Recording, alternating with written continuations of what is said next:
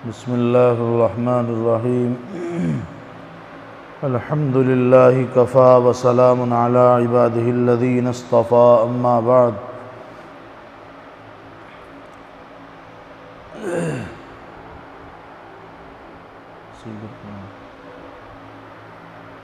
क़ाल अल्लाहु तबारक व तआला फ़ी कलामिहिल करीम, अऊज़ु बिल्लाहि मिनश शैतानिर रजीम, बिस्मिल्लाहिर रहमानिर रहीम।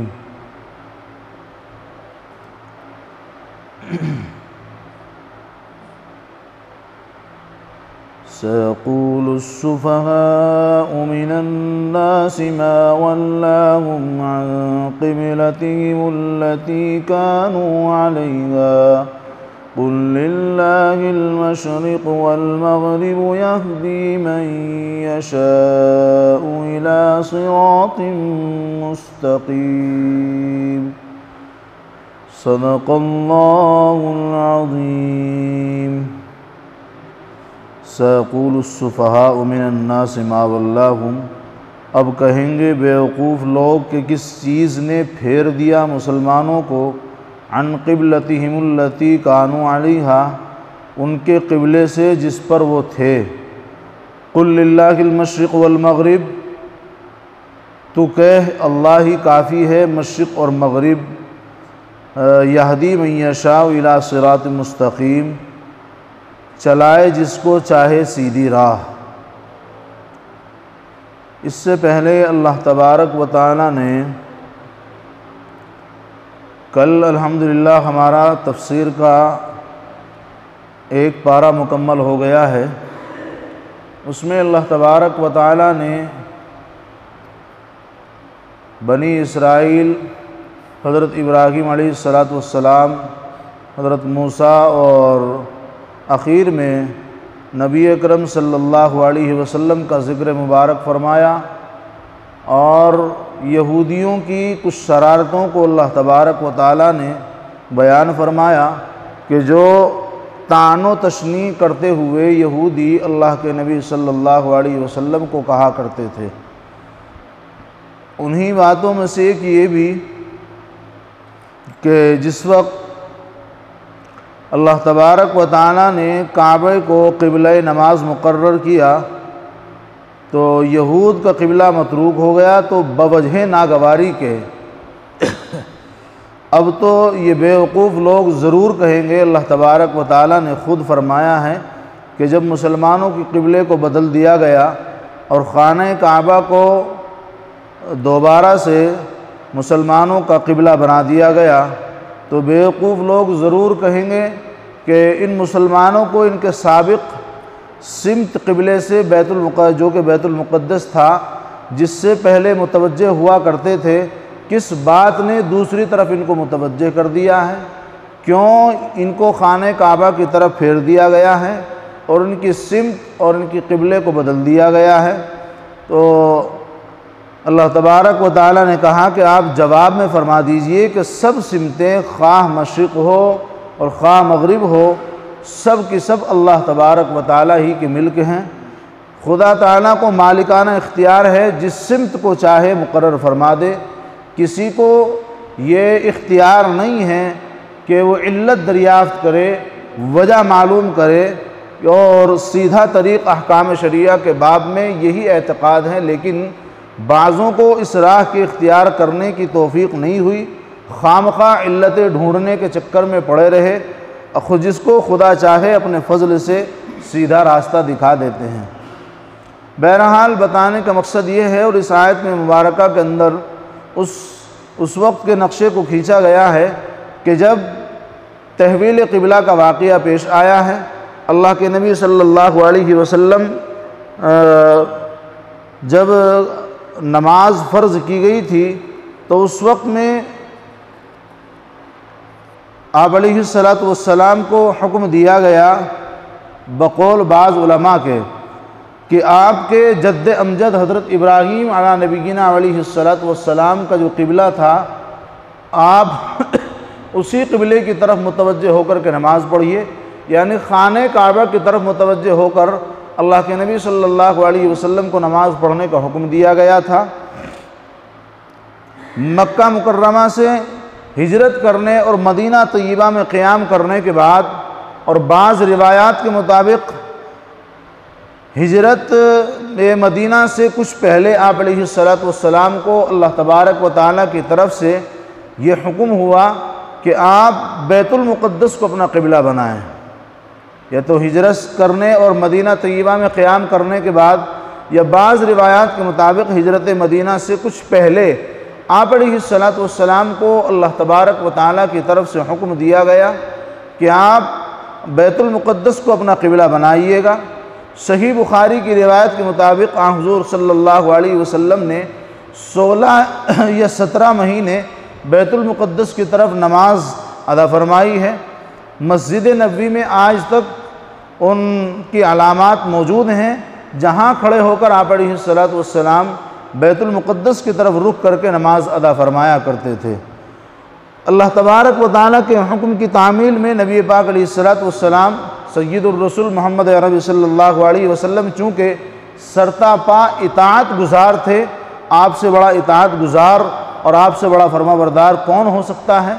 जैसा अल्लाह तबारक व तआला ने आप अलैहिस्सलातु वस्सलाम को हुक्म दिया, आप अलैहिस्सलातु वस्सलाम आपके अल्लाह के हुक्म के मुताबिक आपने तहवील क़िबला फ़रमाया और पहले जब मक्कतुल मुकर्रमा की तरफ रुख करके नमाज़ पढ़ने का हुक्म दिया तो मक्कतुल मुकर्रमा की तरफ रुख करके नमाज अदा फरमाई, और जब अल्लाह तबारक व तआला ने चाहा कि बैतुल मुक़द्दस की तरफ रुख करके नमाज़ पढ़वाई जाए तो नबी पाक अलैहिस्सलातु वस्सलाम ने उस हुक्म को नहीं नकारा, बल्कि उसको सर अंजाम किया और उस हुक्म को बजा लाए।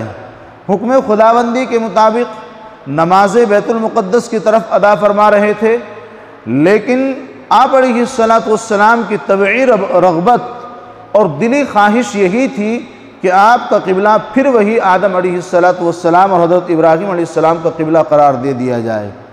और चूँकि आदतुल्लाह यही है कि वह अपने मकबूल बंदों की मुराद और ख्वाहिशों को रद्द नहीं फरमाता है, बल्कि अल्लाह तबारक व तआला का मिजाज ये है और अल्लाह के यहाँ का दस्तूर ये है कि जो मन कान लिल्लाहि कान अल्लाहु लह, जो शख्स अल्लाह तबारक व तआला का हो जाता है यकीनन अल्लाह तबारक व तआला उस शख्स का हो जाता है। तो नबी पाक अलैहिस्सलातु वस्सलाम से बड़ा महबूब आपका कौन महबूब होगा। आप अल्लाह के बड़े प्यारे और चहीते पैगंबर थे, सबसे लाडले पैगंबर थे। तो नबी पाक अलैहिस्सलातु वस्सलाम चूँकि अल्लाह तबारक व तआला का हुक्म था, आपके हुक्म की पादाश में आपके हुक्म को पूरा करने के लिए अल्लाह के नबी सल्लल्लाहु अलैहि वसल्लम बैतुल मुक़द्दस की तरफ रुक करके नमाज पढ़ते थे, लेकिन दिली ख्वाहिश आप अलैहिस्सलातु वस्सलाम की ये थी कि हमारा क़िबला मुतबादिल कर दिया जाए और फिर से हमारा क़िबला खाने काबा को बना दिया जाए। आप अलैहिस्सलातु वस्सलाम की ख्वाहिश के मुताबिक ही अल्लाह तबारक व तआला ने 16 या 17 महीने के बाद दोबारा से नबी पाक अलैहिस्सलातु वस्सलाम को खाने काबा की तरफ रुख करके नमाज़ पढ़ने का हुक्म दिया है। हज़रत सल्लल्लाहु अलैहि वसल्लम को भी ये उम्मीद थी कि आपकी तमन्ना पूरी की जाएगी, इसलिए कि उम्मीद वही इंसान कर सकता है कि जिससे उसको उम्मीद हो उसके साथ उसने भलाई का मामला किया हो। मेरा अगर किसी के साथ अच्छाई और भलाई का मामला है तो यकीनन अगर मुझे उस इंसान से कभी कोई ज़रूरत पड़ रही है कि जिसके साथ मैं भलाई करता हूँ, तो मैं ये उम्मीद रख सकता हूँ कि हाँ मैंने उस इंसान के साथ भलाई का काम किया है, वो इंसान मेरे काम को और मेरी ज़रूरत को ज़रूर पूरा कर देगा। आप अलैहिस्सलातु वस्सलाम चूँकि अल्लाह तबारक व तआला के बड़े फरमाबरदार और चहीते पैगंबर थे, लाडले पैगंबर थे, आपके बड़े इताअत गुज़ार थे, तो जब अल्लाह के नबी सल्लल्लाहु अलैहि वसल्लम अल्लाह तबारक व तआला के इताअत गुज़ार बंदे थे, तो अल्लाह के नबी को ये उम्मीद थी, अल्लाह के नबी को ये रिजा थी अल्लाह तबारक व तआला से कि यकीनन जो मेरी ख्वाहिश है, जो मेरी दिली तमन्ना है, उसको अल्लाह तबारक व तआला ज़रूर पूरा फरमाएंगे। और इसलिए इंतज़ार वही में आप अलैहिस्सलातु वस्सलाम बार बार आसमान की तरफ नज़रें उठाकर देखते। उसी का बयान कुरान करीम की इस आयत के अंदर अल्लाह तबारक व तआला ने किया है। आप अलैहिस्सलातु वस्सलाम को बड़ी तमन्ना थी, बड़ी उम्मीद थी कि यकीनन अल्लाह तबारक व तआला मेरी इस ख्वाहिश को पूरा फरमाएंगे। इसीलिए अल्लाह के नबी सल्लल्लाहु अलैहि वसल्लम बार बार इस इंतज़ार में कि कब वही मेरे पास आए तहवील क़िबला की, आसमान की तरफ चेहरे मुबारक उठा कर के वो देखते रहते थे कि वही के इंतज़ार में कि कब जिब्राईल अलैहिस्सलाम ये हुक्म लेकर के आए कि मोहम्मद तुम्हारे क़िबले को बदल करके फिर से मक्कतुल मुकर्रमा को कर दिया गया है। उसी को अल्लाह तबारक व तआला ने कुरान करीम की आयत के अंदर बयान किया है, क़द नरा तक़ल्लुब वजहिका फ़िस्समा फ़लनुवल्लियन्नका क़िबलतन तर्ज़ाहा फ़वल्लि वजहका शत्रल मस्जिदिल हराम। हम देख रहे हैं आपका बार बारहा आसमान की तरफ नज़र उठाना, सो हम आपका क़िबला वही बदल देंगे जो आपको पसंद है, इसलिए आइंदा आप नमाज में अपना रुख मस्जिद हराम की तरफ कीजिएगा।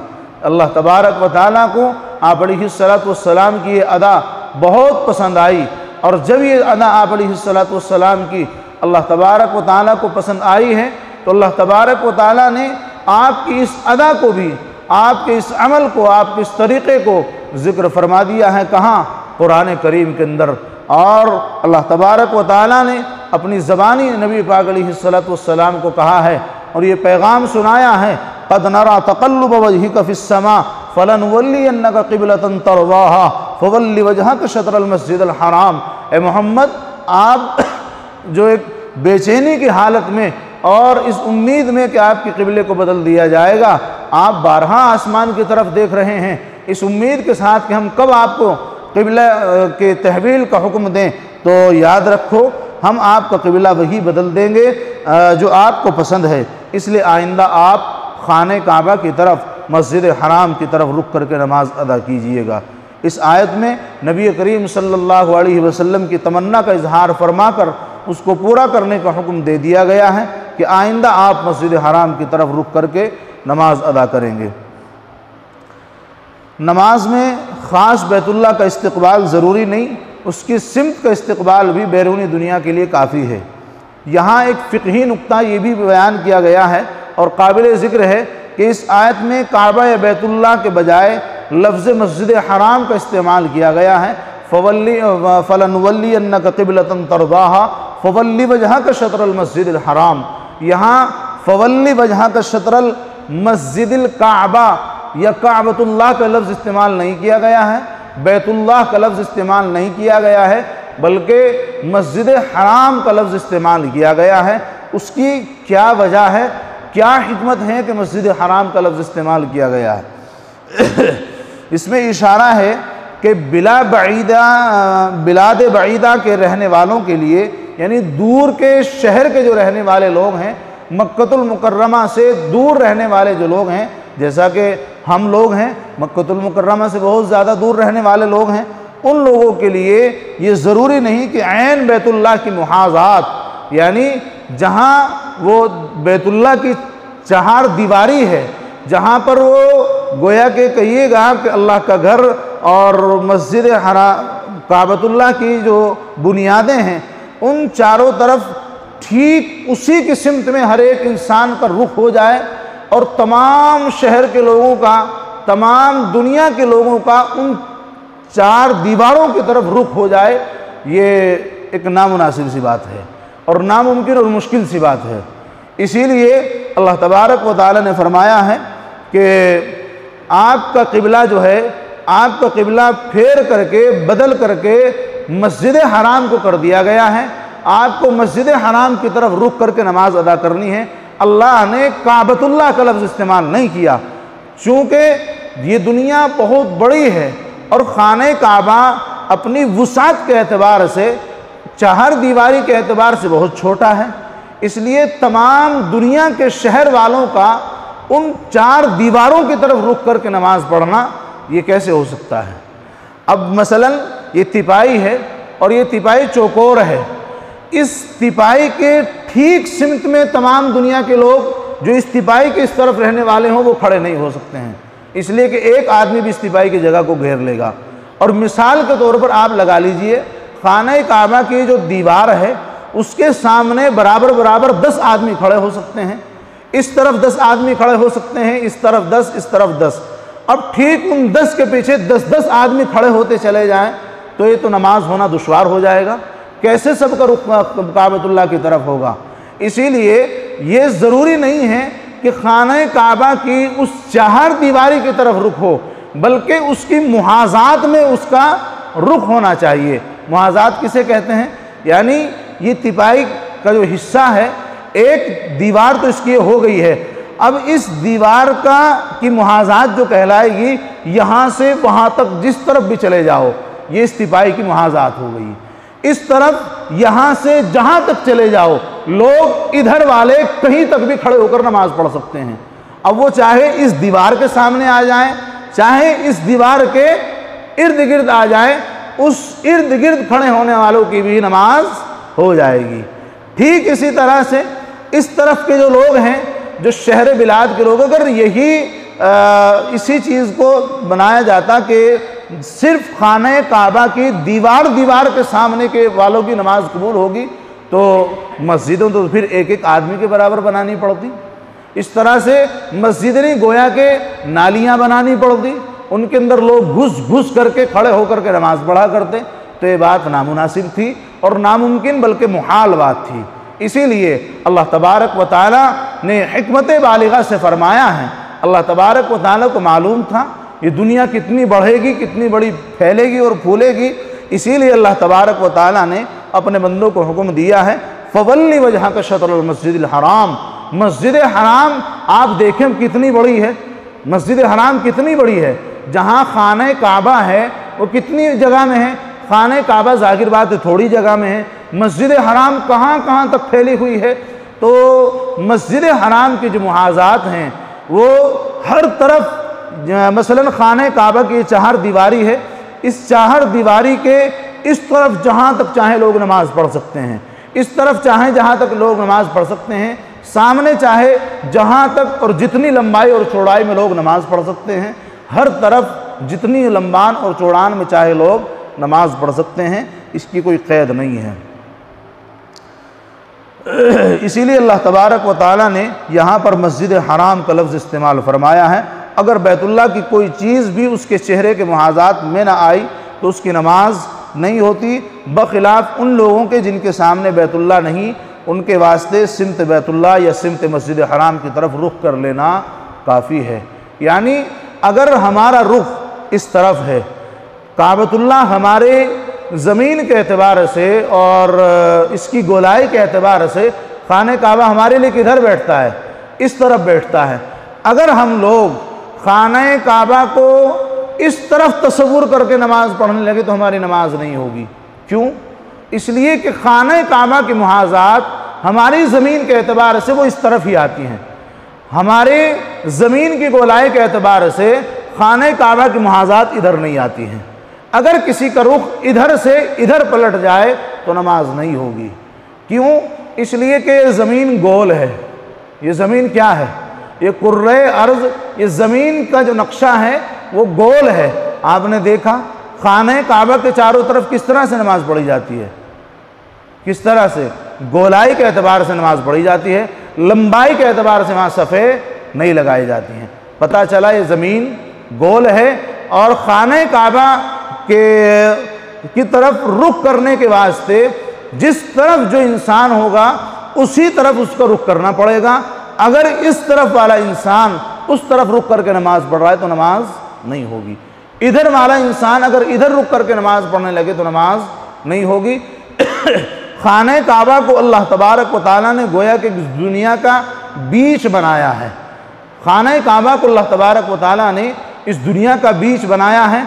इसीलिए दुनिया के तमाम लोग हर तरफ से घूम करके किसकी तरफ रुख करके नमाज पढ़ते हैं? खाने काबा की तरफ रुख करके नमाज पढ़ते हैं। अगर कोई अपनी सिमत के मुखालिफ, मसलन जब इस गोलाई के एतबार से हमारा रुख इस तरफ बैठ रहा है तो हमें इसी तरफ रुख करके नमाज पढ़नी पड़ेगी। अगर हम अपने इस रुख के ख़िलाफ़ नमाज पढ़ रहे हैं, हाँ अगर हम यहाँ रह रहे हैं तो हमारा रुख वो इधर ही का होगा। अगर हम दूसरे मुल्क में चले जाते हैं तो अगर उस मुल्क का रुख उधर से इधर की तरफ है तो हम अपने मुल्क के रुख का एतबार नहीं करेंगे, बल्कि उस मुल्क के रुख का एतबार करेंगे कि जिस तरफ उस मुल्क में रुक करके नमाज पढ़ी जाती है वहीं के एतबार से हम खाने काबा की मुहाज़ात जिस तरफ बैठते हैं उस तरफ हम रुक करके नमाज अदा करेंगे। बहरहाल हिजरत मदीना से 16-17 महीने बाद फिर आप अलैहिस्सलातु वस्सलाम का और मुसलमानों का क़िबला बैतुल्लाह को बनाया गया। इसी पर यहूद और बाज़ मुश्रिकीन मुनाफिकीन हज़रत सल्लल्लाहु अलैहि वसल्लम और सहाबाए किराम पर यह एतराज़ करने लगे कि उनके दीन का भी कोई ठिकाना नहीं है, उनका क़िबला रोज़ रोज़ बदलता रहता है। इसलिए कि सबसे पहले आप अलैहिस्सलातु वस्सलाम का क़िबला खाने काबा को बनाया गया था और फिर हिकमत बालिगा से ये लोगों को बावर कराने के वास्ते और लोगों को ये तालीम देने के लिए कि देखो अल्लाह तबारक व तआला हर एक सिमत के अंदर मौजूद है, अल्लाह तबारक व तआला मशरिक़ में भी मौजूद है, अल्लाह मगरिब में भी मौजूद है। जिस तरफ तुम रुक कर के नमाज़ पढ़ो उस तरफ अल्लाह तबारक व तआला मौजूद है। इसीलिए अल्लाह तबारक व तआला ने यही तालीम देने के लिए आप अलैहिस्सलातु वस्सलाम को सबसे पहले हुक्म दिया कि वो खाने काबा की तरफ रुक कर के नमाज़ पढ़ें। उसके बाद अल्लाह तबारक व तआला ने हुक्म दिया कि बैतुल मुक़द्दस की तरफ रुक कर के नमाज़ पढ़ें। लेकिन आप अलैहिस्सलातु वस्सलाम की तबई चाहत और ख्वाहिश की वजह से अल्लाह तबारक व तआला ने फिर लोगों का क़िबला तहवील फरमाकर खाने काबा को दोबारा से मुसलमानों का क़िबला बना दिया। इस पर मुश्रिकीन को एतराज़ करने का मौका मिल गया और उन यहूदियों ने एतराज़ किया, मुनाफिकीन ने एतराज़ किया कि मुसलमानों के दीन का कोई ठिकाना ही नहीं है, कभी वो इस तरफ रुक करके नमाज़ पढ़ते हैं, कभी उस तरफ रुक करके नमाज़ पढ़ते हैं। और कुरान करीम ने उनका एतराज़ आयत मज़कूरा में नकल फरमाया, मगर साथ ही साथ अल्लाह तबारक साथ ही साथ उन्वान ये रहा कि बेवकूफ़ लोग ये एतराज़ करते हैं और उनकी बेवकूफ़ी इस जवाब से वाज़ेह हो गई जो उसके बाद ज़िक्र फरमाया गया है। इरशाद है कुल लिल्लाहिल मशरिक़ वल मग़रिब यहदी मन यशाउ इला सिरातिन मुस्तक़ीम, यानी आप फरमा दीजिए कि अल्लाह ही के हैं मशरिक़ और मग़रिब। भाई इतनी अक़ल इंसान को होनी चाहिए कि जो अल्लाह तबारक व तआला तमाम जहानों का पालनहार है, तमाम दुनिया के ऊपर उसकी हुकूमत है, तो जिस तरफ चाहे रुक करके नमाज़ पढ़ने का हुक्म दे सकता है, उसको इख्तियार है, इसलिए कि उसका मालिकाना हक़ है। मशरिक़ में भी उसी की हुकूमत है, मग़रिब में भी उसी की हुकूमत है। आप मोटी सी मिसाल से समझिए, दुनियावी कोई हाकिम हो, दुनियावी कोई बादशाह हो, लोगों को किसी काम करने का हुक्म वो दे तो वो जहाँ चाहे अपनी हुकूमत में जो काम करा सकता है। इसलिए हर एक जगह पर उसकी हुकूमत है। किसी काम को अगर वो चाह रहा है कि वो इस तरफ से ये काम होना चाहिए, लेकिन उसको किसी वजह से फिर ये जहन में आया कि ये काम इधर से नहीं बल्कि इधर से भी होना चाहिए, फिर लोगों को हुक्म दे दे कि ये काम इधर नहीं बल्कि उधर जा कर के करो, तो ये सब क्यों करता है? इसलिए कि उसकी हुकूमत है, उसको हक़ हासिल है। अल्लाह तबारक व तआला को मशरिक़ में भी हक़ हासिल है, मग़रिब में भी हक़ हासिल है, शिमाल में, जुनूब में, गोया के हर जगह पर, हर मकाम पर अल्लाह तबारक व तआला को हुकूमत और अल्लाह तबारक व तआला को हक़ हासिल है कि जहाँ चाहे जिस तरह चाहे वो कर सकते हैं। इसीलिए अल्लाह तबारक व तआला ने उन बेहूदों को हुक्म दिया है और उन बेहूदों को जवाब दिया है कि जिन्होंने कहा है कि इनके दीन का कोई ठिकाना नहीं है, और उन्होंने एतराज़ किया है कि इनको किस चीज़ ने अब पकड़ लिया है और किस चीज़ ने इनको मजबूर कर दिया है कि इन्होंने फिर से क़िबले को बदल लिया है। तो अल्लाह ने उन्हीं की इस बात का जवाब दिया है कि अल्लाह ही के मशरिक़ और मग़रिब हैं, वो जिसको चाहता है सीधी राह चलाता है। इसलिए अल्लाह की मर्ज़ी के मुताबिक पहले खाने काबा की तरफ रुक करके नमाज़ पढ़ने में बेहतराई थी, लेकिन अल्लाह ने जब हुक्म दिया कि बैतुल मुक़द्दस की तरफ रुक करके नमाज़ पढ़ो तो उसमें बेहतराई रही। फिर जब अल्लाह ने दोबारा हुक्म दिया कि तुम खाने काबा की तरफ रुक करके नमाज़ पढ़ो, तो यकीनन वो हिकमत से खाली नहीं था और वो हिकमत से भरी बात थी। इसीलिए अल्लाह तबारक व तआला ने हुक्म दिया कि अब तुम किसकी तरफ रुक करके नमाज़ पढ़ो? खाने काबा की तरफ रुक करके नमाज़ पढ़ो। इसमें इस्तिक़बाल क़िबला की हकीकत को वाज़ेह फरमा दिया कि काबा और बैतुल मुक़द्दस की कोई खुसूसियत बजुज़ इसके नहीं कि हुक्म रब्बानी ने उनको कोई इम्तियाज़ देकर क़िबला बना दिया। वो अगर चाहें तो उन दोनों के अलावा किसी तीसरी और चौथी जगह को भी अल्लाह तबारक व तआला क़िबला बना सकते हैं। अल्लाह ने पहले सबसे पहले तो खाने काबा को ही क़िबला बनाया था, लेकिन तूफ़ान नूह के वक्त में ये सब तबाह व बर्बाद हो गया था, मुनहदिम हो गया था। फिर हज़रत इब्राहीम अलैहिस्सलाम और हज़रत इस्माईल अलैहिस्सलाम ने खाने काबा की दोबारा तामीर फरमाई और फिर अल्लाह के नबी सल्लल्लाहु अलैहि वसल्लम को भी इसी की तरफ रुक करके नमाज़ पढ़ने का हुक्म दिया, फिर बैतुल मुक़द्दस की तरफ रुक करके नमाज़ पढ़ने का हुक्म दिया, फिर खाने काबा की तरफ रुक करके नमाज़ पढ़ने का हुक्म दिया। तो हमें ये नहीं समझ लेना चाहिए कि इनके अलावा कोई तीसरा क़िबला नहीं हो सकता है। जिस तरह से अल्लाह तबारक व तआला ने इनको क़िबला बनाया है और इनकी तरफ रुक करके नमाज़ पढ़ने का हुक्म दिया, तो अल्लाह तबारक व तआला इस चीज़ पर भी कादिर थे कि अल्लाह शिमाल में या जुनूब में कोई तीसरा क़िबला बना देते और उसकी तरफ रुक करके नमाज़ पढ़ने का हुक्म दे दिया जाता। फिर जिसको क़िबला बना दिया गया, इसकी तरफ रुक करने में जो कुछ फजीलत और सवाब है उसकी रूह हुक्म हक़ जल्ल शानहू के इताअत के सिवा कुछ नहीं है, जो बानी काबा हज़रत इब्राहीम अलैहिस्सलाम की मिल्लत का बुनियादी उसूल है। और इसीलिए दूसरी आयत में और ज़्यादा वाज़ेह फरमाया गया है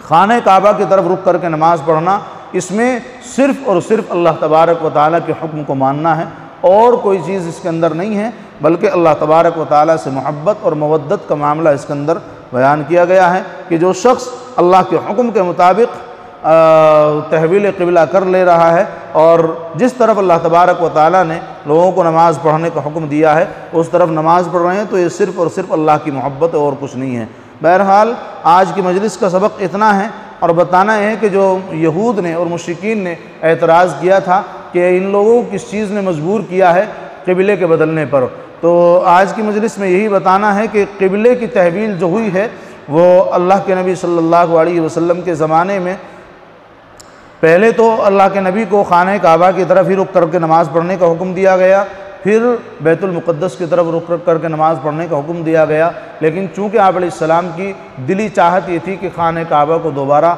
हमारा क़िबला बना दिया जाए, तो 16-17 महीने के बाद दोबारा से खाने काबा को क़िबला बना दिया गया और जब से बस यही हमारा क़िबला चला आ रहा है।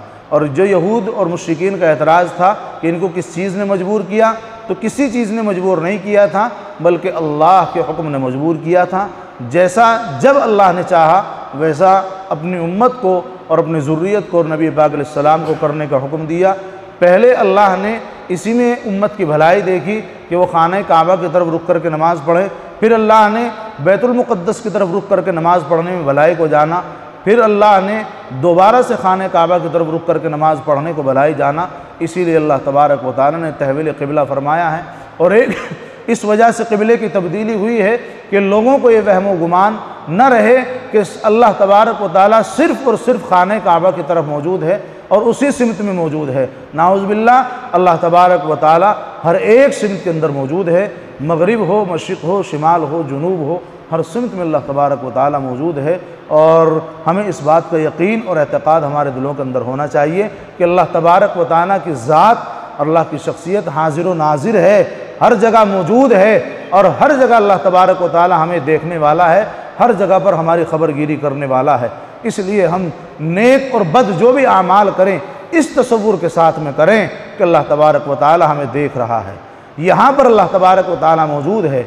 दरवाज़ा बंद कर लोगे, कमरा बंद कर लोगे और कमरा बंद करके कोई गुनाह करोगे, दुनिया की नज़र से बच जाओगे, लेकिन जहाँ और दुनिया के CCTV कैमरों से तुम बच जाओगे, लेकिन रब के CCTV कैमरे से कोई नहीं बच सकता है।